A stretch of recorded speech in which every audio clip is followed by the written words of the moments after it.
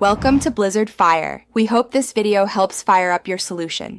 You start by combining essentials and the first steps. Confirm your Facebook account is actively logged in on the same device, then open Facebook to verify it shows no security prompts.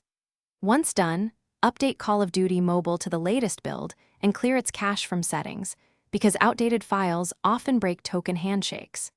Make sure your internet is stable. Switch to Wi-Fi or mobile data and disable VPNs temporarily, so the app can request a fresh Facebook token without interference. You continue by attempting a clean reconnect. Open COD Mobile and tap the Facebook login button, then watch for the Facebook permission dialog. Grant the permissions the game requests because those scopes let the game read identity and session tokens. Without them, login fails. If the game keeps looping, go into Facebook settings, revoke Call of Duty Mobile access, then reauthorize from the game. This forces a new token exchange. Make sure to restart the game after reauthorization to finalize the session. You finish by validating the linked account and finalizing the session.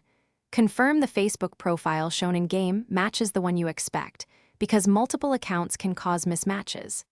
If the login still fails, remove old Facebook sessions from your device account manager and reboot. Once the app opens, the fresh session should persist.